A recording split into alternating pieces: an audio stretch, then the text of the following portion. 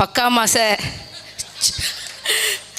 சுக்கா mass பண்ணி பொடி mass பண்ணிட்டு போயிட்டாரு எங்கள் அண்ணன் சாட்டை துரைமுருகன் அவர்கள்.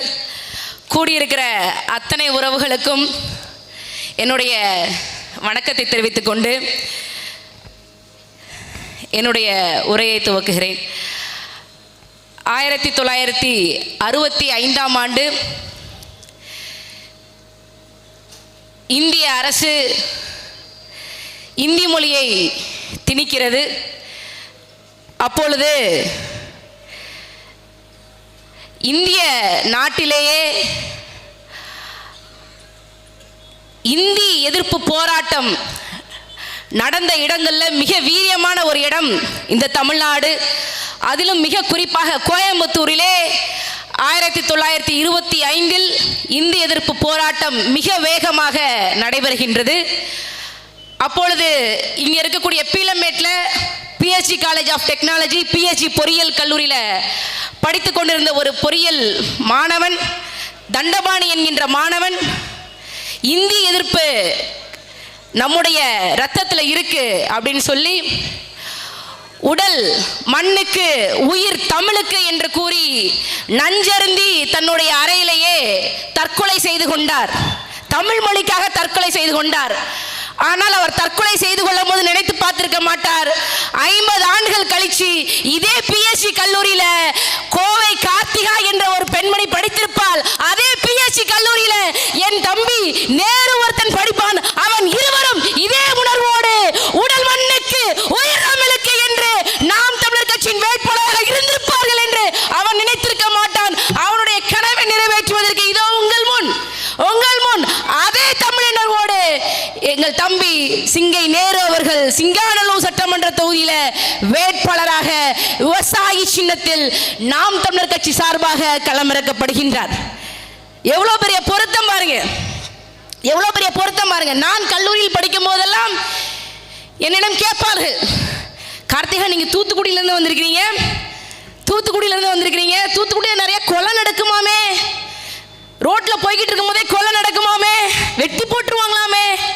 நான் சொல்லுவேன், நான் என்ன சொல்லுவேன் தெரியுமா, கோயம்புத்தூர்ல தேவைப்படும் அப்படின்னு சொல்லி 2 அருவாளை செஞ்சு எடுத்துட்டு வந்திருக்கேன், உங்களுக்கு வேணுமா அப்படின்னு சொல்லி கேட்பேன்.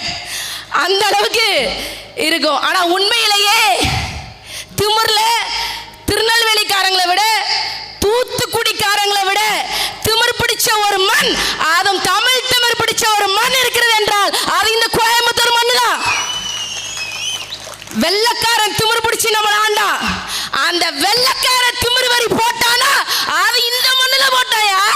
திமிர் வரின்னு ஒரு வரி போட்டிருக்கான். எதுக்கு தெரியுமா, 1942ல சுதந்திர போராட்டம் உச்சக்கட்டத்தில் இருக்கு. போராட்டம் அரவங்காடு, ஊட்டியில் இருக்கக்கூடிய அரவங்காடுல இருந்து ட்ரெயின் வருது, போராட்டம் பண்ணிட்டு இருக்காங்க சிங்காநல்லூர்காரங்க. சிங்காநல்லூர் பக்கத்தில் இருக்கக்கூடிய ரயில் தண்டவாளத்தில் பிச்சு போட்டாங்க, ரயில் தடம் புரண்டுருச்சு. அதோட நிக்கல, இந்த சிங்காநல்லூர் மண்ணின் மைந்தர்கள் என்ன பண்ணாங்க, சூலூர் இருக்கக்கூடிய ஏர்ஃபோர்ஸ் இருக்குல்ல, ஏர்ஃபோர்ஸை தீ வச்சு கொளுத்திட்டாங்க. அந்த ஏர்ஃபோர்ஸ்க்கான நிவாரணத்தை, அந்த ஏர்ஃபோர்ஸ்க்கான இழப்பீட்டை இந்த மக்கள் தான் கொடுக்கணும் என்று சொல்லி சூலூர்ல இருக்கக்கூடிய கண்ணம்பாளையம் என்ற கிராமத்து மக்களுக்கு திமிர் வரி போட்டான் வெள்ளக்காரன். அந்த திமிர் நம்ம ரத்தத்துல ஓடணும், தமிழ் திமிர் ஓடணும். இந்தியா விடுதலை பெற்ற 1947, 1950 குடியரசு நாடாக மாறிவிட்டது. 15 ஆண்டுகள்ல இந்திய திணிக்கிறான். 1965 இந்திய ராணுவம் முதல்ல தன்னுடைய துப்பாக்கியை தன்னுடைய சொந்த நாட்டு மக்கள் மீது பயன்படுத்துகிறது என்றால் அது இந்த தமிழுக்காக, இந்திய எதிர்ப்புக்காக போராடிய இந்த கொங்கு மக்கள் மீதுதான் இந்திய ராணுவம் முதல்ல துப்பாக்கியை பயன்படுத்துது. நம்ம மக்கள் மாதிரி இல்ல, 17 வயசு 18 வயசு பெரியவங்க மேல இல்ல, 4 வயசு குழந்தை இந்திய எதிர்ப்புக்காக, அன்னை தமிழ் மொழிக்காக நெத்தி பொட்டுல துப்பாக்கி கொண்டு வாங்கி செத்து போறா. இப்ப பாருங்க, அப்படியே கட்டடிச்சு பாருங்க, 50 ஆண்டுகள் கழிச்சு பாருங்க, இந்த கோயம்புத்தூர் மண்ணு சங்கி மண்ணாக மாறிவிட்டது. பிஜேபி ரொம்ப ஸ்ட்ராங்கா இருக்காங்களாமே, உங்க கோயம்புத்தூர்ல கேட்காத ஆள் இல்ல, அப்படி மாறிடுச்சு. ஆனா உண்மையிலேயே இது தமிழ் மண்ணாக, தமிழ் திமிர் பிடித்த மண்ணாக தான் காலங்காலமாக வரலாற்று பூர்வமாக இருந்திருக்கு. அதனுடைய நீட்சி தான் இது. இங்க சொன்னாங்க எல்லாரும் சிறுவாணி தண்ணியை பத்தி பேசினாங்க. சிறுவாணி யாரு? கோவை நா கார்த்திக், முன்னாள் சிங்கானூர் சட்டமன்ற தொகுதியினுடைய எம்எல்ஏ கோவை நா கார்த்திக் பேசினாரு, கேஆர் ஜெயராமன் பேசினாரு. சிறுவாணி தண்ணியை உண்மையிலேயே கோயம்புத்தூர் மக்களுக்கு சொந்தமாக்க வேண்டும் என்றால் அதற்கு நீங்கள் கட்டாயம் வாக்களிக்க வேண்டிய சின்னம் விவசாயி. நீங்க தேர்ந்தெடுக்க வேண்டிய வேட்பாளர் தம்பி நேரு. உங்களுக்கு தெரியுமா 3000 கோடிக்கு சிறுவாணி தண்ணிய நம்முடைய எஸ்பி வேலுமணி மாண்புமிகு அமைச்சர், முன்னாள் அமைச்சர் வித்துட்டாரு. எவ்வளவுக்கு? 3000 கோடிக்கு வித்தாரு. 3000 கோடிக்கு வித்தாரு சிறுவாணி தண்ணிய. முதல் கட்டமாக அதற்கு 646 கோடி ஒதுக்கீடு செய்யப்பட்டது. 646 கோடி ஒதுக்கீடு செய்யப்பட்டது. அதுல இங்க இருக்கக்கூடிய ஒன்றிய அரசு 506 கோடியை ஒதுக்கீடு செய்யுது. அதுக்கு அது எது கொடுக்க தெரியுமா? அம்ருத்னு ஒரு திட்டம் போடுது. அந்த திட்டத்தின் மூலமாக 506 கோடி இதை முதல்ல பண்ணுங்கப்பா சிறுவாணி திட்டத்துக்கு சொல்றாங்க. அதுல ஒன்றிய அரசினுடைய ஒதுக்கீடாக வெறும் 33 விழுக்காடு வருது, வெறும் 167 கோடி ரூபாய். அதுக்கடுத்து மாநில அரசினுடைய ஒதுக்கீடாக 20 விழுக்காடு எவ்வளோ? 101 கோடி ரூபாய் வருது. மீதி இருக்கக்கூடிய 47 விழுக்காடு யாரு கொடுத்தா தெரியுமா? சிறுவாணி திட்டத்திற்கு சூயஸ்காரன் கொண்டு வரல. சூயஸ்காரன் பிரான்ஸ் நாட்டில இருந்து பணம் கொண்டு வரல. அவனுக்கு 47 விழுக்காடு நிதியை கொடுத்தது இந்த கோவை மாநகராட்சி மக்கள். 238 கோடியை இந்த கோவை மாநகராட்சி மக்கள் இந்த சூயஸ் திட்டத்தை கொண்டு வந்திருக்காங்க. சூயஸ் திட்டம், சிறுவாணி திட்டம் அவர்களாக கொண்டு வந்ததில்லை, நம்ம கொண்டு வந்த திட்டம் தான். இப்ப அவன் எவ்வளவு போட்டிருக்கான்? வெறும் 20 விழுக்காடு தான் போட்டிருக்கான். சூயஸ் கம்பெனிக்காரன் மொத்தம் 138 கோடி ரூபாய் தான் போட்டிருக்கான். நம்ம எவ்வளவு போட்டிருக்கோம்? 238 கோடி ரூபாய் போட்டிருக்கோம்.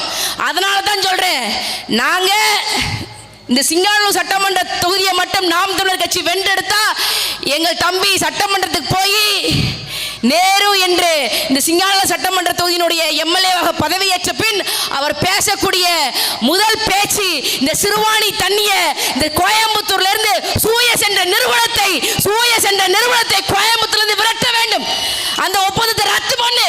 இதுதான் நாங்கள் பேசக்கூடிய முதல் சட்டம். இது வேணுமா வேண்டாமா? தமிழ்நாடு மக்கள் சிந்திச்சு பார்க்கணும். இது வேணுமா வேண்டாமா? கேஆர் ஜெயராமன் செய்ய மாட்டாரு, திமுக காரங்க செய்ய மாட்டாங்க. காரணம் என்ன? அவங்களுக்கு எண்ணம் கிடையாது. சிறுவாணி எப்படி வந்துச்சு? வெள்ளக்காரன் சொல்லிட்டான், கோயம்புத்தூர் இனிமேல் உருப்படாது, வாழ தகுதியற்ற மண்ணாக இந்த கோயம்புத்தூரை வெள்ளக்காரன் அறிவித்து விட்டான். வாழ தகுதியற்ற மண்ணாக இந்த மண்ணை அறிவித்து விட்டார்கள். எங்கேயோ சிறுவாணியில சின்ன ஓடையாக போய்கிட்டு இருந்த அந்த நதியை கோயம்புத்தூர் பக்கம் இழுத்து சுரங்கம் அமைச்சு கோயம்புத்தூர் மக்களுக்கு குடிக்க தண்ணி கொடுத்த நபர் யார் தெரியுமா? உங்களுக்கு தெரியாது. எஸ்பி வேலுமணியை தெரியும், செந்தில் பாலாஜியை தெரியும், கேஆர் ஜெயராமனை தெரியும், பையா கவுண்டரை தெரியும், இங்க இருக்கக்கூடிய அம்மன் கே அர்ச்சனை தெரியும், வானதி சீனிவாசனை கூட தெரியும். ஆனால் கோயம்புத்தூர் இன்று கோயம்புத்தூராக இருப்பதற்கு சிறுவாணி தண்ணீரை முதல்ல கோயம்புத்தூருக்கு கொண்டு வந்தவர் ரத்ன சபாபதி முதலியார் என்ற பெரும் தமிழர். நமக்கு கோயம்புத்தூருக்கு வாழ்வளித்த பெருமகன் ரத்ன சபாபதி முதலியார் என்றவர். அவர் பேர்ல இந்த மேம்பாலத்துக்கு நீ வச்சிருக்கணும். வைக்கல, மனசில்ல. சிறுவாணியை மீட் பண்ண இப்படித்தான் மீட்போம். உன் பங்கு எவ்வளோப்பா? 138 கோடி. அதை நான் கொடுக்குறேன். எப்படி கொடுப்பீங்க?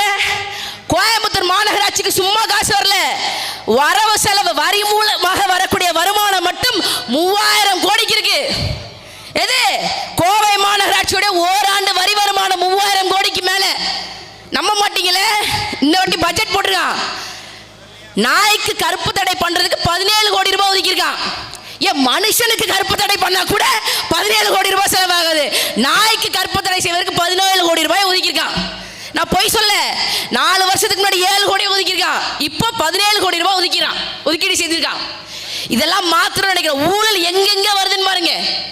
எங்கெங்க பென்சில் வாங்குறதுக்கு 30 லட்சம் ரூபாய் போட்டுச்சிருக்கான், ஸ்டேஷனரி பொருள் வாங்குறதுக்கு 30 லட்சம் ரூபாய். இதையெல்லாம் மாற்ற வேண்டும் என்று நினைக்கிறோம். சும்மா ஊழலை ஒழிப்போம் இல்லை, நாங்க சொல்றோம். நாங்க எப்படி ஊழல் ஒழிப்போம்? நாங்கள் வாக்குக்கு மக்கள் கிட்ட போறோம், வாக்க கேட்கிறோம். எப்படி கேட்கிறோம்? மக்கள் கிட்ட போய் வாக்கு செய்யணும், துண்டறிக்கை கொடுத்து ஏமா எனக்கு ஓட்டு போடுங்க, நான் வந்தால் நல்லா சாலை கொடுப்பேன், சாக்கடை வசதி செஞ்சு தருவேன், இங்கே இருக்கக்கூடிய அடிப்படை தேவைகளை பூர்த்தி செய்வேன் சொல்லி வெறும் துண்டறிக்கையை மட்டும் வைத்து நாம் தமிழர் கட்சியின் வேட்பாளர் சிங்கை நேரு அவர்கள் வாக்குகளை கேட்பார்.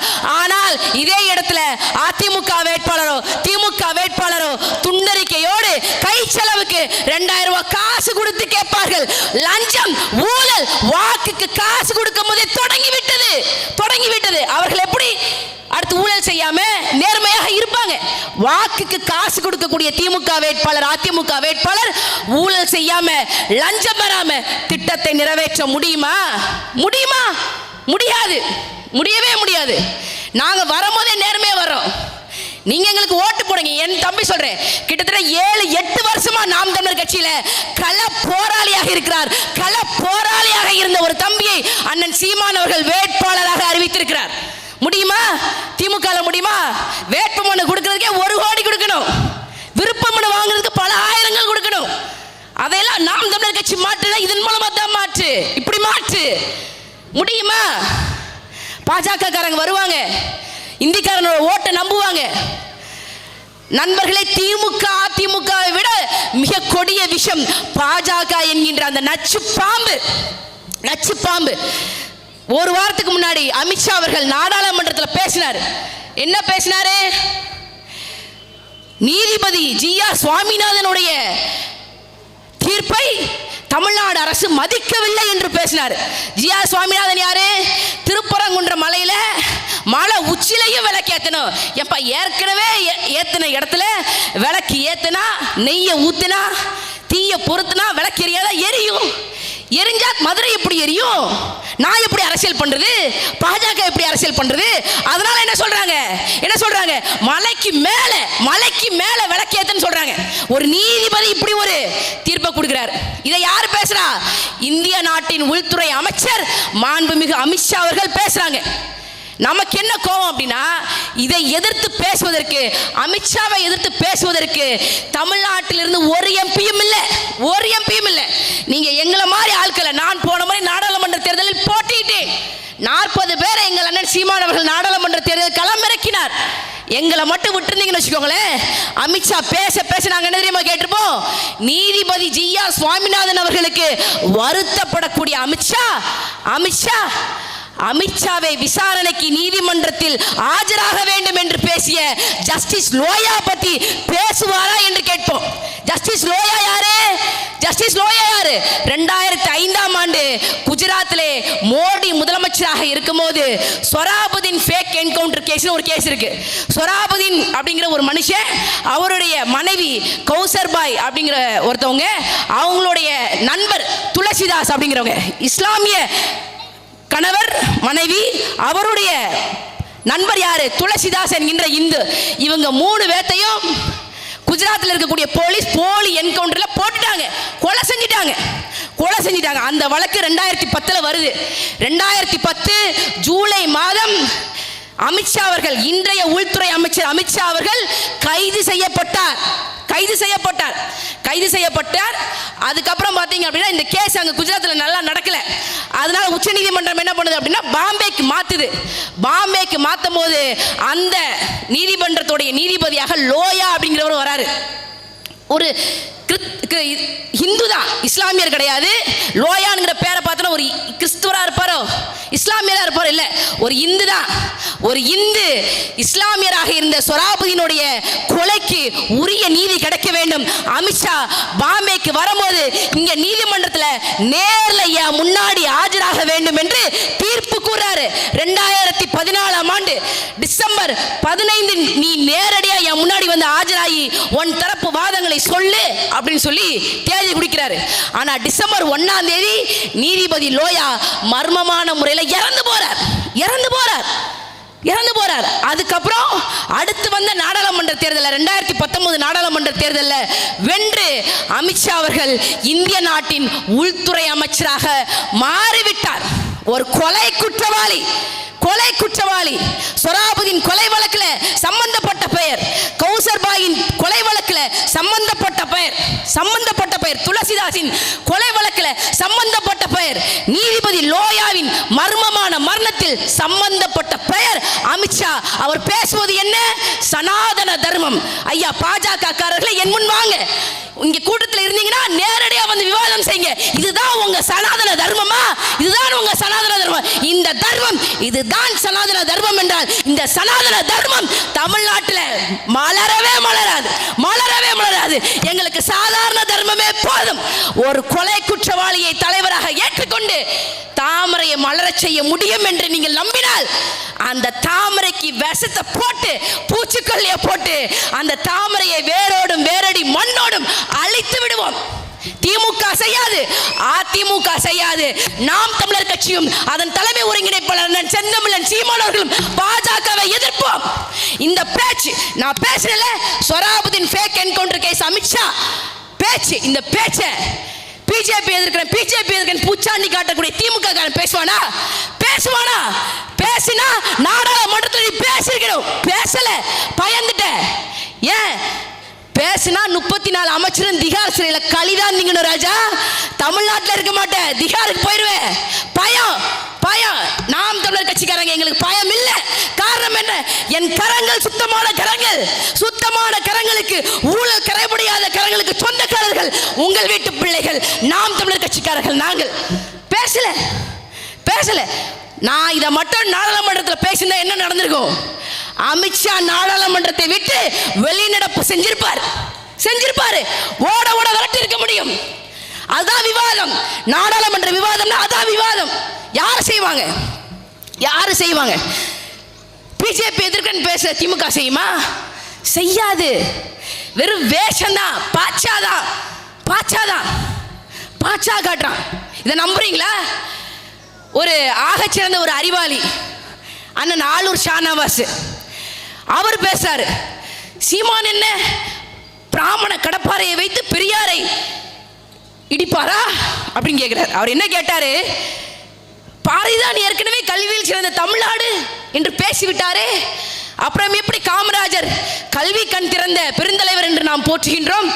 இந்த ஆகச்சிறந்த அறிவாளிகளாம் திராவிட கூட்டத்தில் தான் இருப்பாங்க, திராவிட கூட்டலாம் இருப்பாங்க. இப்ப பாருங்களேன், என்ன சொல்றான்? நான் இந்த மேடைக்கு வந்துட்டு, கோயம்புத்தூருக்கு வந்துட்டு ஈவே ராமசாமியை பத்தி பேசலைன்னா இந்த மண்ணு என்ன மன்னிக்காது. நான் வேற ஒண்ணு பேசணும்னு தான் வந்தேன், ஆனா ராமசாமியை பேசலன்னு இந்த மண்ணு மன்னிக்காது, அதனால பேசுறேன். இப்ப நீங்க என்ன சொல்றீங்க? சாதியை ஒழிச்சிட்டார் பெரியார், சாதியை ஈவே ராமசாமி ஒழிச்சிட்டார். அப்புறம் எப்படி உடுமலைப்பேட்டையில சங்கர் படுகொலையானான்? கவின் எப்படி படுகொலையானான்? நீங்க தான் சாதியை ஒழித்து விட்டீர்களே, எப்படி படுகொலையானான்? உடுமலைப்பேட்டையில சங்கர் கௌசல்யா என்ற இளம் தம்பதி, அப்பதான் திருமணம் ஆயிருக்கு. சாதி விட்டு சாதி கல்யாணம் பண்ண ஒரே காரணத்திற்காக சங்கரை கௌசல்யாவினுடைய பெத்த தாய் தாப்பன் கூலிப்படையை வைத்து நடு ரோட்ல பட்ட பகல வச்சு வெட்டி கொன்னுட்டாங்க. சாதி ஒழிப்பு பேசுகின்ற பெரியாரின் பேரன், ஈவே ராமசாமியின் பேரன் என்று பேசக்கூடிய ஸ்டாலின் சங்கருடைய மரணத்திற்கு இதுவரைக்கும் நீதியை பெற்றுத்தர முடிஞ்சதா? அந்த கௌசல்யா என்ற பெண் திண்டாடுறாங்க.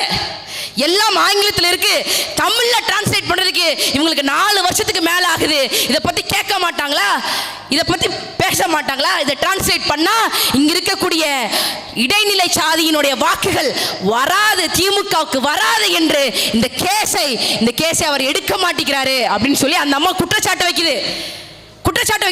ராமசாமியை பேசுறீங்களே, சமத்துவ பெரியார்னு பொங்கல் வைக்கிறீங்களே, பொங்கல் வைக்கக்கூடிய ஆட்கள் அந்த அம்மா கௌசல்யா பேசுற பேச்சுக்கு பதில் சொல்லுங்க. சொல்ல முடியாது. கேட்டா என்ன சொல்லுவாங்க? பெரியார் தான் பெண் விடுதலை பேசினார், பெண் விடுதலை பெரியார் தான் பேசினார். பெண் விடுதலை பெரியார் பேசினார்னா அப்புறம் எதுக்கு குடும்ப பெண்களுக்கு மாசம் 1000 ரூபாய் எதுக்கு கொடுக்குறீங்க?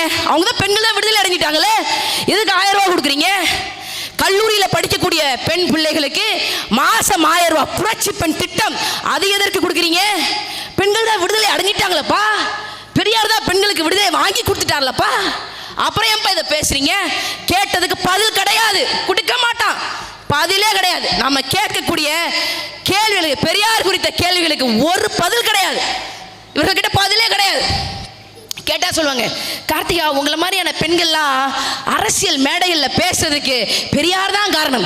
ஏண்டா நீ பெத்த பிள்ளைக்கு நீ உன்னோட இனிஷியலை போடுறா, அடுத்தவன் பெத்த பிள்ளைக்கு நீ ஏண்டா இனிஷியல் போடுறன்னு துடிக்கிற.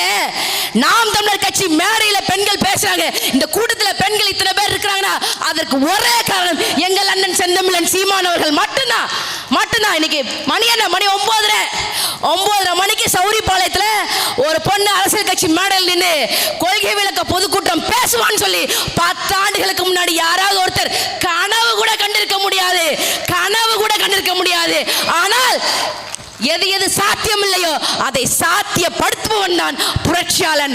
அந்த வகையில பெண்களுக்கு உண்மையிலேயே அரசியல் விடுதலையை பெற்றுக் கொடுத்தது நாம் தமிழர் கட்சியின் தலைமை ஒருங்கிணைப்பாளர் எங்கள் அண்ணன் செந்தமிழன் சீமான் அவர்கள் மட்டும்தான்.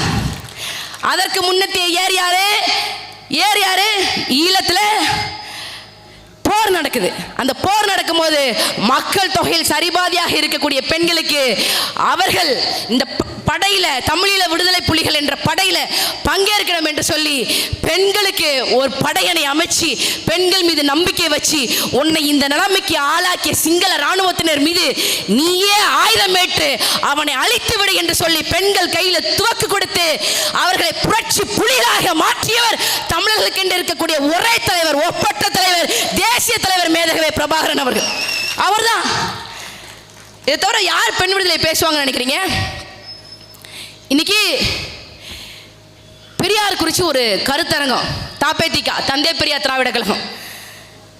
நம்மளை சொல்லுவாங்க நீங்கெல்லாம் பேசுறது காரணமே பெரியார் போட்ட விதை அப்படின்பாங்க. ஆனால் பெரியார் பற்றி பேசுறதுக்கு அந்த இடத்துல ஒரு பெண்ணு கூட இல்லை. நீதான் பெண் காவல் அதிகாரியை பாலியல் சீண்டல் பண்ற, பெண் காவல் அதிகாரியை பாலியல் சீண்டல் செய்யறவங்க திராவிட இயக்க குரூப். உன்னை நம்பி எந்த பெண்ணு வரும்? தைரியமா யார் வரும்? 10 மணிக்கு கூட்டம் முடிஞ்சாலும் தைரியமாக வீட்டிற்கு நாம் தமிழர் கட்சி பிள்ளைகள் எங்கள் அண்ணன்களின் பாதுகாப்போடு செல்வார்கள். அதை கொண்டு வந்திருக்கோம். நீ பேசுவியா?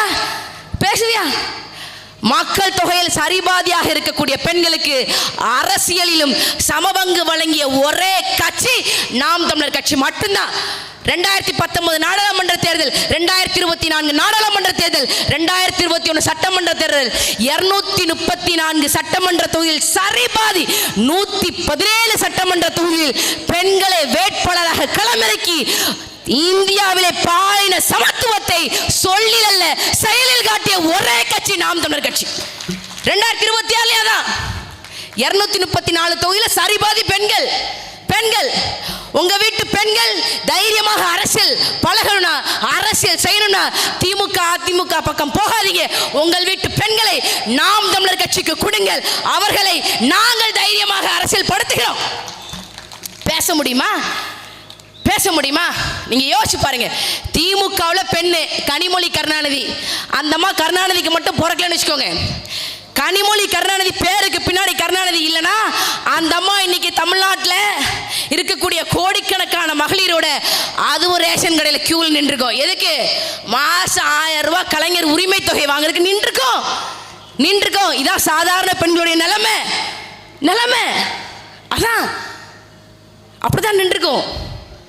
வேற எதுவும் கிடையாது. நீங்க என்ன நல்லாட்சி நடக்க நினைச்சிட்டு இருக்கீங்களா? இங்க இருக்கக்கூடிய பெண்கள் திருநெல்வேலியில 9ஆம் வகுப்பு படிக்கக்கூடிய பெண்கள் கூட்டாக சேர்ந்து மதுபானத்தை குடிக்கிறார்கள். காரணம் என்ன? சின்ன வயசுல இருந்து பார்த்து பழகியது. டாஸ்மாக் கடை ஒவ்வொரு ஸ்கூலுக்கு முன்னாடியும், காலேஜுக்கு முன்னாடியும், கோயில்களுக்கு முன்னாடி இருக்குது. அது வழியாக போகக்கூடிய பெண்கள் இது என்னதான் இருக்குன்னு சொல்லி வாங்கி குடிச்சு போவேன் குடிக்கிறாங்க. நீ என்ன சொல்ற? நான் நம்பர் 1 முதலமைச்சராக ஆகிவிட்டேன், நம்பர் 1 மாநிலமாக தமிழ்நாட்டை மாற்றிவிட்டேன் என்று ஸ்டாலின் அவர்கள் பொய் சொல்றார். என்ன பொய் சொல்றாரு? விடுதலை பெற்ற 75 ஆண்டுகள்ல இந்த தமிழ்நாடு வாங்கிய ஒட்டுமொத்த கடன் என்பது வெறும் 4.5 லட்சம் கோடி. 4.5 லட்சம் கோடி தான் 75 ஆண்டுகள்ல தமிழ்நாடு வாங்கிய கடன். ஆனா இந்த 4 வருஷத்துல நம்ம டாடி ஸ்டாலின் அவர்களுடைய ஆட்சியில நம்ம டாடி நம்ம மேல ரொம்ப பாசம் வச்சுட்டார்ல, அந்த பாசத்தினுடைய வெளிப்பாடாக 4 வருஷத்துல 4 லட்சம் கோடி ரூபாய் வாங்கியிருக்கிறாருங்க. 75 ஆண்டுல 4 லட்சம் கோடி கடன், 4 வருஷத்துல 4 லட்சம் கோடி கடன். காரணம் திராவிட மாடல், டாடி ஸ்டாலினுடைய பாசம். நம்பர் 1 தான். எதுல நம்பர் 1? மக்களை வைத்து கடன் வாங்கி ஊழல் செய்வதில் நாட்டிலே நம்பர் 1 முதலமைச்சர் மு.க. ஸ்டாலின் அவர்கள். யோசிச்சு பாருங்க, இந்த கடன்லாம் எப்படிங்க நாம அடைக்க போறோம்? இதெல்லாம் நீங்க கவலைப்படாதீங்க. கடன் யாரை நம்பி கொடுக்குறாங்க? மு.க. ஸ்டாலின் எப்படியாவது திருப்பி கொடுத்துருவாரு அப்படின்னு நினைச்சா கொடுக்குறாங்க? இல்ல, தமிழ்நாட்டு மக்கள் உண்மையான உழைப்பாளிகள், நேர்மையாக உழைத்து வரி செலுத்துவார்கள். தமிழ்நாடு மக்கள் 8 கோடி மக்கள் நம்மளை வைத்துதான் அவர்கள் கடன் வாங்குகிறார்கள். அந்த கடனை நாம் எப்படி மீட்பது? திமுக அதிமுக காரங்க வாங்கியிருக்கக்கூடிய கடன் பீச்சு குதிரை மாதிரி போவோம். எங்க எவ்வளவு மிஞ்சி போனா 15 லட்சம் கோடி வாங்குவியா கடனு? பீச்சு குதிரை மாதிரி திரும்ப வரும். இந்த எஸ்பி வேலுமணி 100 கோடி ரூபாய் ஒரு கேஸ்ல மாட்டிக்கிட்டாப்ல, முறைகேடு செஞ்சு மாட்டிக்கிட்டாப்ல. அவர் எஸ்பி வேலுமணி மட்டும் இல்ல, நம்ம சிறுவாணித்தனையை தூக்கி கொடுத்த ஐஏஎஸ் அதிகாரி விஜய கார்த்திகேயன், கந்தசாமி, இவங்க எல்லாம் மாத்திட்டாங்க. 4 வருஷமா மு.க. ஸ்டாலின் எஸ்பி வேலுமணி மேல வழக்கே தொடரல, விசாரணையே நடக்கல. அந்த மாதிரிலாம் நாம் தமிழர் கட்சியில நடக்காது ராஜா. நீ துபாயில என்ன, லண்டன்ல என்ன, ஜப்பான்ல என்ன, நீ செவ்வாய் கிரகத்திலே போய் இந்த தமிழ்நாட்டு மக்கள் மீது வாங்கிய கடனை நீ ஒழிச்சு வச்சாலும் நாம் தமிழர் கட்சி, எங்கள் அண்ணன் செந்தமிழன் சீமான் அவர்கள் உன் பிடரி மயிரை பிடித்து 3 லட்சம் கோடியும் நாங்கள் எங்கள் மக்களுக்கு கொண்டு வரோம். கஜானாவில் போய் சேர்ப்போம். நீ எங்கேயும் தப்பிக்க முடியாது. பீச்சுக்கு வரும், நீ எவ்வளவு நாளும் வாங்கிக்கோ. இந்த கேஆர் ஜெயராமன்லாம் இன்னைக்கெல்லாம் எங்க அண்ணன் சொன்னாப்ல, ஏங்க உங்க நாம் தமிழர் கட்சி ஆட்சிக்கு வந்தாலும் கேஆர் ஜெயராமன்லாம் ஒன்றும் பண்ண முடியாதுங்க. ஏன்னா அப்படி சொல்றீங்க? எத்தனை அபார்ட்மெண்ட் வாங்கியிருக்கிறாரு, எத்தனை இடத்துல நிலம் வாங்கியிருக்கிறாரு, அது அவருக்கே தெரியாதுங்க அப்படின்னாங்க. இப்போ என்னென்ன பண்ணலாம் அப்படின்னா முடியாதுங்க. ஏன்னா பத்திரப்பதிவு நடக்கும் போது first party, second party, third party, அந்த நிலம் யார் கையில் இப்போ இருக்குன்னே தெரியாதுங்க. அந்த அளவுக்கு உத்தம இருங்க கேஆர் ஜெயராம அப்படின்ட்டாங்க. உங்க கட்சி வந்தாலும் கேஆர் ஜெயராமனை பிடிக்க முடியாது. சே அடப்பாவில, கேஆர் ஜெயராமனுக்கு இருக்கக்கூடிய மூளை புரட்சி தலைவி டாக்டர் ஜெயலலிதாக்கு இருந்திருந்தா அதையேப்பா பெங்களூர் சிறையில் பரப்பனாக்கிற சிறையில் கழுவிங்க போது நான் நினைச்சேன். இவ்வளவு மூலக்காரங்களா இருக்காங்க எஸ்பி வேலுமணி, கேஆர் ஜெயராமனும். இந்த மூலையில கொஞ்சம் ஜெயலலிதா கொடுத்திருக்கலாம். நீங்க யோசிச்சு பாருங்க. சமீபத்தில் ஆளூர் ஷானவாஸ் என்கின்ற ஒரு புத்திசாலி சொல்றாப்ல, சீமான் வந்து ஒரு பார்ப்பன அடிமையாக இருக்கிறார் அப்படின்னு சொல்றாரு. இவங்க என்ன தெரியுமா சொல்றாங்க? நான் சென்ற 2024 நாடாளுமன்ற தேர்தலில் நாகப்பட்டினத்தில் போட்டிட்டேன். ஐயா ஆளூர் ஷானவாஸ் நாகப்பட்டினம் சட்டமன்ற தொகுதியினுடைய எம்எல்ஏ. எங்களுடைய அண்ணன்மார்கள் எல்லாம் மரைக்காஞ்சாவடின்னு சொல்லி நாகப்பட்டினம் சட்டமன்ற தொகுதியில் இருக்கக்கூடிய ஒரு இடத்துக்கு கூட்டிட்டு போனாங்க. இங்கே தண்ணி பிரச்சனை இருக்குக்கா, நீங்கள் அது வந்து என்னன்னு பேசுங்க அப்படின்னு சொல்லி சொன்னாங்க. போன உடனே ஒரு நல்ல உயர்நிலை நீர்த்தேக்க தொட்டி இருந்தது. ஏன்னா நல்ல பாஷா இருக்கு, நல்ல ஷோவா இருக்கு, இதுல என்னங்க பிரச்சனை அப்படின்னு. அக்கா, இந்த ஆளூர் ஷானவாஸ் இந்த மாடலை மட்டும் தான் கட்டி வச்சிருக்காப்ல, நீர் தொட்டியை மட்டும் தான் கட்டி வச்சிருக்காரு. அந்த நீர் தொட்டிக்கு உள்ள போறதுக்கு, தண்ணி உள்ள போறதுக்கு இன்லெட் கிடையாது. அந்த நீர் தொட்டில இருந்து தண்ணி வெளியே வர்றதுக்கு பைப் எதுவுமே கொடுக்கலக்கா, ஷோ மட்டும் காட்டி வச்சிருக்காங்க அப்படின்னாங்க. அடடா, ஒட்டுவார் ஒட்டி நோய் மாதிரி விசிகா எம்எல்ஏக்கு திமுக காரங்க கூட சேர்ந்து ஊழல் பண்றதுல ஒரு பெரிய நோய் வந்துருச்சு போலன்னு சொல்லி அடுத்து நாம் தமிழர் கட்சிக்காரங்க நாங்கள் போய் நாகப்பட்டினம் ஆட்சியர்கிட்ட சமூக வலைதளங்களை ஆளூர் ஷானவாஸை டேக் பண்ணி பேசும்போது, இந்த மாதிரி பொதுக்கூட்டத்தில் பேசும்போது பேசி ஆளூர் ஷானவாஸ் என்கின்ற ஒரு அறிவாளியை தேர்தல் முடிஞ்சு 6 மாதம் கழிச்சு குழாயெல்லாம் பதிச்சு அந்த குடிநீர் தொட்டி பயன்பாட்டுக்கு வருது. இதுதான் இவங்களோடது. ஆனா பேசும்போது என்ன தெரியுமா பண்ணுவாங்க? சீமானை தெரியாதா? சீமான் ஒரு பிராமண அடிமை. யாரா பிராமண அடிமை? அப்ப யார் தானே பிராமண எதிர்ப்பு செஞ்சாங்க? பிராமண எதிர்ப்பு செஞ்சது ஈவே ராமசாமிங்க. யார் ஈவே ராமசாமியா பிராமண எதிர்ப்பு செஞ்சாரா? என்னடா புதுசா கதை விடுறீங்க அப்படின்னு பார்த்தா எங்க அண்ணன் கூட சொன்னாரு, பாரதி என்ற பிராமண கடப்பாறையை எடுத்து நான் திராவிட கோட்டையை உடைப்பேன்னு சொன்னாரு. ஆனா அண்ணே, நீ கடப்பாறை எடுத்துட்டு வா, நான் ஈவேரா என்ற அந்த குத்தீட்டியை வச்சு அவனை உடைக்கிறேன் அப்படின்னு. 1957 தேர்தல், பொது தேர்தல் நடக்குது, நாடாளுமன்ற தேர்தல் நடக்குது. அப்ப தென் சென்னையில ஒரு தமிழர் போட்டியிடுறார். சண்டே அப்சர்வர் பாலசுப்ரமணியம் என்கின்ற ஒரு தமிழர் போட்டியிடுறார். அந்த தமிழரை எதிர்த்து ஒரு பிராமணர் போட்டியிடுறாரு. அந்த பிராமணர் யாரு தெரியுமா? டிடி கிருஷ்ணமாச்சாரி. நம்ம பிரஸ்டீஜ் குக்கருக்கு முன்னாடி டிடிகே பிரஸ்டீஜ் எழுதியிருக்கோம். அந்த பிரஸ்டீஜ் குக்கர் கம்பெனிக்காரரு அந்த தொகுதியில் போட்டியிடுறாப்ல. இப்ப ஈவே ராமசாமி, நீ சொல்ற மாதிரி தமிழர் தந்தை, தமிழர் தலைவர் ஈவே ராமசாமி சண்டே அப்சர்வர் பாலசுப்ரமணியனுக்கு வேலை செஞ்சிருப்பாரா? பிராமணர் டிடி கிருஷ்ணமாச்சாரியாருக்கு வேலை செஞ்சிருப்பாரான்னு பதில் சொல்லுங்க, பதில் சொல்லுங்க. ஆனா நான் சொல்றேன், 1957 தேர்தலில் ஈவே ராமசாமி சண்டே அப்சர்வர் பாலசுப்ரமணியனை ஒதுக்கிட்டு வெறுத்து தள்ளிட்டு பிராமணரான சுத்த பிராமணரான டிடிகே கிருஷ்ணமாச்சாரியாரை ஆதரிச்சு வாக்கு சேகரித்தார். பிராமணருக்கு ஓட்டு போடுங்க, பிராமணருக்கு ஓட்டு போடுங்க அப்படின்னு சொல்லி வாக்கு சேகரித்தவர் ஈவே ராமசாமி என்கின்ற பெரியார்.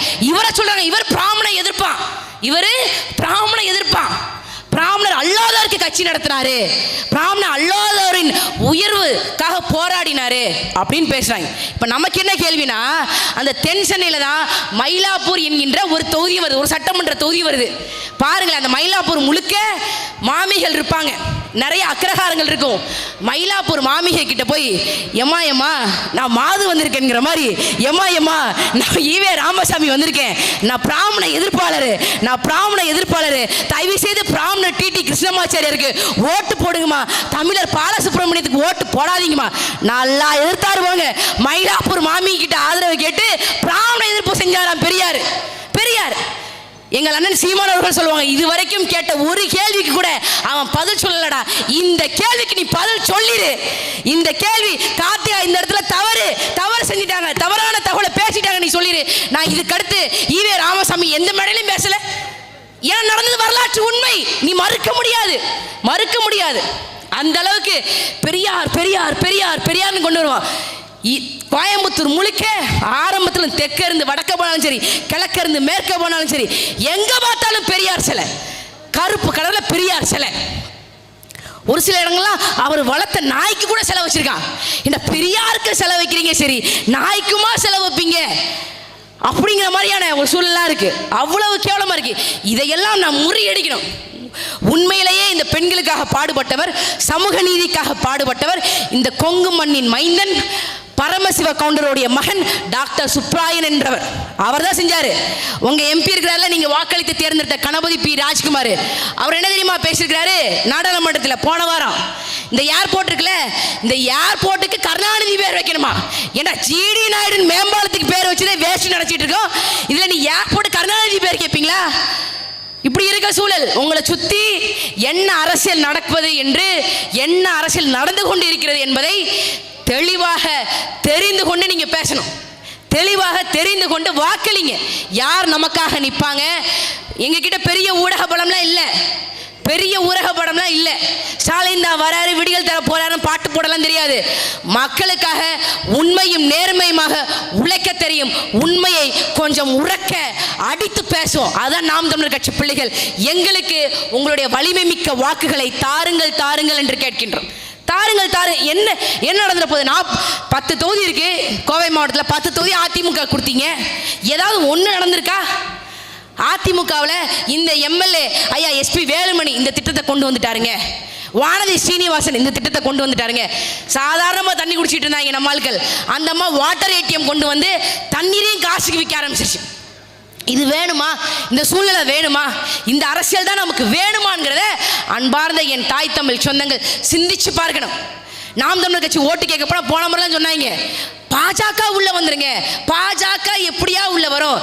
திமுக காரன் அதிமுக காரன் பாஜகவுக்கு பல்லாக்கு பிடிக்க இருந்தா பாஜக அரசியல் அனாதை. தமிழ்நாட்டில் அரசியல் அனாதை, பாஜக வர முடியாது, வர முடியாது. காரணம் என்ன? நீங்க எல்லாம் நினைச்சிட்டு இருப்பீங்க 1992 பாபர் மசூதியை இடித்தது விஹெச்பி சங் பரிவார கும்பல் என்று நீங்க நினைப்பீங்க. இடித்தது விஹெச்பி சங் பரிவார கும்பல் தான், அதில் மாற்று கருத்து இல்லை. ஆனால் அந்த சூழலை அவர்களுக்கு உருவாக்கி தந்தது காங்கிரஸ். அதில் மிக குறிப்பாக ராஜீவ் காந்தி என்ற ஒரு கொடியவன், ஒரு கொடூர மனநிலை கொண்டவன் ராமாயணம் என்ற சீரியல் எடுத்தான். எடுத்தான். அரசு செலவுல ராமாயணம் இதிகாசம் புராணம் புருட்டு பொய்ன்னு சொல்லிக்கிட்டு இருந்த இதுல ராமாயணம் உண்மைதான் என்று மக்களை நம்ப வைப்பதற்கு அரசு செலவுல ராமாயணம் என்ற ஒரு டிவி தொடரை எடுத்தது ராஜீவ்காந்தி, ஒளிபரப்பியது அவர் தலைமையிலான டெலிகம்யூனிகேஷன் தகவல் தொழில்நுட்ப துறை ஒளிபரப்புனா. மக்கள் எல்லாம் நம்பினாங்க ராமாயணம் உண்மைதான், ராம அயோத்தியில தான் பிறந்திருக்கான்னு நம்பியது ராஜீவ்காந்தினால தான். அந்த ராஜீவ்காந்தி 1989 தேர்தல் ஆரம்பிக்கும் போது 89 தேர்தல் ஆரம்பிக்கும் போது அன்பார்ந்த தாய் தமிழ் சொந்தங்களே, அவர் எங்க இருந்து தெரியுமா தேர்தல் ஆரம்பிச்சாரு? அயோத்தியிலிருந்து ஆரம்பிச்சார். அயோத்தியிலிருந்து ஆரம்பிச்சார். ராமராஜ்யம் என்று அரசியல் தலைவர்கள் முதல்ல பேசியது, தேர்தல் களத்தில் பேசியது ராஜீவ்காந்தி தான். ராஜீவ்காந்தி. அது இஸ்லாமியர்களுக்கு தெரியாது, பேச மாட்டீங்க. 90 விபி சிங் பிற்படுத்தப்பட்ட மக்களுக்கான 27 விழுக்காடு இடஒதுக்கீடு மண்டல் கமிஷனை நடைமுறைப்படுத்த வேண்டும் என்று விபி சிங் சட்டம் போட்டு கொண்டு வரும்போது விபி சிங்கினுடைய அரசாங்கத்தை கலைச்சது இந்த பாஜகவோடு தான் கூட்டணி வைத்தது கருணாநிதி தலைமையிலான திமுக. அந்த திமுக இஸ்லாமியர்களுக்கு பாதுகாப்பு நீங்க நினைக்கிறீங்க. உயர்சாதி ஏழை இந்துக்களுக்கு 10 விழுக்காடு இடபிள்யூஎஸ் 10 விழுக்காடு இடஒதுக்கீடு கொண்டு வந்தது யாரு? காங்கிரஸ். ஆதரிச்சது யாரு? மார்க்சிஸ்ட் கம்யூனிஸ்ட் கட்சிக்காரங்க. டி.கே. ரங்கராஜன் என்பவர் நாடாளுமன்றத்தில் ராஜ்யசபையில் வச்சு கெஞ்சிராப்புல பக்கத்தில் நிற்கிறது கனிமொழி, எதுவும் பேச முடியல. அப்படிப்பட்ட திட்டத்தை நடைமுறைப்படுத்தியது பாஜக வேற, கம்யூனிஸ்ட் வேற, காங்கிரஸ் வேற இல்ல, எல்லாம் ஒண்ணுதான். இவங்களை தான் நீங்க நம்பிக்கிட்டு இருக்கீங்க இஸ்லாமிய சொந்தங்களே. இது திமுக இஸ்லாமியர்களுக்கு பாதுகாப்பு என்று. ஆனா திமுக மாதிரி கஞ்சா விற்கக்கூடிய, போதை பொருள் விற்கக்கூடிய, மெத்தப்பொட்டைனை விற்கக்கூடிய இந்த கொடூரமான திமுகவுக்கு பாதுகாப்பு திருக்குரானை ஓதக்கூடிய, நாள்தோறும் 5 முறை தொழுகக்கூடிய இந்த இஸ்லாமியர்களா என்பதை வரும் 2026 சட்டமன்ற தேர்தலில் சிந்திச்சு பார்த்து வாக்களிங்க. யாருக்கு பாதுகாப்பு? திமுக இஸ்லாமியர்களுக்கு பாதுகாப்பா, இல்ல இஸ்லாமியர்கள் திமுகவிற்கு பாதுகாப்பா என்று சிந்திச்சு பார்த்து வாக்களிங்க. எத்தனையோ இயற்கை வளங்கள் கோயம்புத்தூர் முழுக்க சிறு குன்றுகள் இருக்கு. அந்த சிறு குன்றுகள் மூலமா தான் சிறு மலை இருக்கும், சின்ன மலைகள் இருக்கும். அதன் மூலமா தான் கோயம்புத்தூர் குழுன்னு இருக்கு. இன்னைக்கு கடந்த 2-3 ஆண்டுகளாக அதற்கும் மேலாக சின்ன மலைகளை எல்லாம் கிரஷரை வச்சு ஒழிச்சிட்டு இருக்காங்க. சுண்ணாம்பு கல் எடுக்கிறேன், எம்சாண்ட் எடுக்கிறேன், சல்லி எடுக்கிறேன் அப்படின்னு சொல்லி உடைச்சிக்கிட்டு இருக்காங்க. இதையெல்லாம் நாம் தடுக்க வேண்டும். இயற்கை வளங்களை போற்றி பாதுகாக்க வேண்டும். அந்த கிரஷர்கள் மூலமாக, அந்த ப்ளூ மெட்டல்ஸ் நிறுவனம் மூலமாக கொஞ்சம் கூட கமிஷன் வாங்காத ஒரு கட்சி இருக்குன்னா அது நாம் தமிழர் கட்சி மட்டும்தான். அதை நான் மிக உறுதியாக சொல்வேன். அந்த நிறுவனத்திடம் மட்டும் இல்லை, இங்கே கோவை மாவட்டத்தில் 100க்கும் மேற்பட்ட டாஸ்மாக் கடைகள் இருக்கும். நீ எந்த டாஸ்மாக் கடையில் இருக்கக்கூடிய அதிகாரி என்னாலும் கேட்டுப்பாரு. நாம் தமிழர் கட்சிக்காரன் இந்த டாஸ்மாக் கடையில இருந்து எத்தனை ஆயிரம் ஒரு மாசத்துக்கு வாங்குறான் என்று கேட்டுப்பார். ஒவ்வொரு அதிகாரியும் சொல்லுவான், நாம் தமிழர் கட்சிக்காரங்க இந்த டாஸ்மாக் கடை பக்கமே வரமாட்டாங்க அப்படின்னு சொல்லுவாங்க. அந்த உள்ள உறுதியோடு சொல்றேன், நாம் தமிழர் கட்சி ஆட்சிக்கு வந்தா தமிழ்நாட்டில் இருக்கக்கூடிய 5329 டாஸ்மாக் கடைகளும் இழுத்து மூடப்படும். முதல் கையெழுத்தாக எங்கள் அண்ணன் செந்தமிழன் சீமான் அவர்கள் அதை செய்வார். அதை செய்வதற்கு எங்களுக்கு ஒரு வாய்ப்பு கொடுங்க.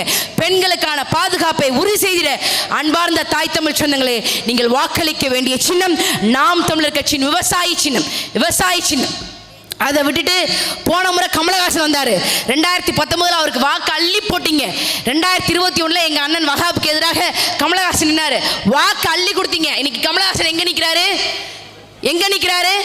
எங்க இருந்து யாரை எதிர்த்து டார்ச் லைட்டை ஓங்கி அரைஞ்சாரோ அதே இடத்துக்கு போயிட்டார். ஊழலை ஒழிக்கணுங்க, டார்ச் லைட்டை போட்டாரு. கடைசியில் எங்கெங்க ஊழலை ஒழிக்கணும்னு எந்த கட்சிக்கு எதிராக பேசினாரோ அதே கட்சிக்குள்ள போய் ஒளிஞ்சுக்கிட்டார். டார்ச் லைட்டோடைய பிரகாசம் அவ்வளவு இருக்கு. பேட்டரி தீர்ந்து போச்சு, காசு இல்லை, டப்பு இல்லை, அதனால போச்சு. அதே மாதிரி இன்னொரு கட்சிக்காரங்க வர்றாங்க. அந்த கட்சியெல்லாம் பேசி இந்த மேடையை நான் இழிவு செய்ய விரும்பவில்லை. அதனால நான் சொல்றேன், அந்த கட்சி காணாம போயிடுவான். உள்ள உறுதியோட உண்மையாக நேர்மையாக இந்த மக்களுக்கு வேலை செய்யறவங்க யாருங்க பாருங்க. அந்த கட்சியில் புதுசாக ஒருத்தர் இணைஞ்சிருக்கிறாரு, நாஞ்சில் சம்பத் அப்படின்னு சொல்லிட்டு. அவரெல்லாம் திட்டுறது கூட மனசு வர மாட்டேங்குது. ஏன்னா நாஞ்சில்னா எங்கள் கட்சி சின்ன ஒரு பேரில் இருக்குது. பெரும்பானாற்று படைன்னு ஒரு சங்ககால நூலில் பிடிவாய் என்ன மடிவாய் நாஞ்சில்னு ஒரு இடம் வரும், ஒரு வரி வரும். நாஞ்சில்னா ஏற்கலப்பைன்னு அர்த்தம். பிடினா பெண் யானை, பெண் யானையின் வாயை போன்ற அகன்ற ஏற்கலப்பை அப்படின்னு அந்த பாட்டு வரிக்கு பொருள். உங்களெல்லாம் எப்படி திட்டுறது? நீங்கள் வேற துப்புனா தொடச்சிக்குவீங்க, எதுக்கு துப்பணும் அப்படிங்கிற மாதிரி. அந்த கட்சியெல்லாம் விடுங்க. அந்த கட்சி 0.5 விழுக்காடு வாக்கு கூட வாங்க மாட்டான், 0.5 வாக்கு கூட வாங்க மாட்டான். அவனை விடுங்க, திமுகவை விடுங்க. அதிமுக இது 50 ஆண்டுகளுக்கு மேல திமுக அதிமுக மாறி மாறி வாக்களிச்சிட்டீங்க. இனிமேல் என்ன நல்லதை அவர்கள் உங்களுக்கு செய்ய போறாங்கிறத சிந்திச்சு பார்த்து நாம் தமிழர் கட்சியின் விவசாயி சின்னத்திற்கு உங்களுடைய பொன்னான வாக்கெல்லாம் சொல்ல மாட்டேன். பொண்ணுனா அதை பான் கடையில் போய் அடகு கடையில் போய் அடகு வச்சு காசாக்கிடுவீங்க. உங்களுடைய வலிமை மிக்க வாக்குகளை நாம் தமிழர் கட்சியின் விவசாயி சின்னத்திற்கு தாருங்கள் தாருங்கள் என்று கூறி இயற்கை வளத்தை நீர்நிலைகளை போற்றி பாதுகாத்திட, தரமான கல்வி அனைவருக்கும் இலவசமாக கிடைத்திட, தரமான மருத்துவம் உலகத்தரமான மருத்துவம் அனைவருக்கும் இலவசமாக கிடைத்திட, தூய குடிநீர் அனைவருக்கும் இலவசமாக கிடைத்திட, சிறுவாணி சூயஸ் நிறுவனத்தை கோயமுத்தூரை விட்டு விரட்டி ஓட ஓட விரட்டிட நீங்கள் தவறாமல் வாக்களிக்க வேண்டிய சின்னம் நாம் தமிழர் கட்சியின் விவசாயி சின்னம். உங்களுடைய வேட்பாளர் என்னுடைய தம்பி சிங்கை நேரு அவர்கள். சிங்கை நேரு அவர்களுக்கு நாம் தமிழர் கட்சியின் விவசாயி சின்னத்தில் பெருவாரியான வாக்குகளை தந்து உண்மையிலேயே 2026 சிங்கை நேரு அவர்கள் சிங்கானல்லூர் சட்டமன்ற தொகுதியின் எம்எல்ஏவாக மாறினார். சிங்கானல்லூர் சட்டமன்ற தொகுதி எம்எல்ஏக்கள் தமிழ்நாட்டின் தலைப்புச் செய்திகளில் மட்டுமில்ல, இந்தியாவின் தலைப்புச் செய்திகளில் சிங்கை சட்டமன்ற தொகுதி மக்கள் இடம்பெறுவதற்கு ஒரு பெரும் வாய்ப்பு அமையும். வரலாற்றில் இடம் பிடிப்பதற்கு அன்பார்ந்த தாய் தமிழ் சொந்தங்களே தயாராகுங்கள். நமது சின்னம் விவசாயி விவசாயி விவசாயி. தமிழ் தாய் வாழ்க, தலைவர் பிரபாகரன் வாழ்க, நாம் தமிழர்.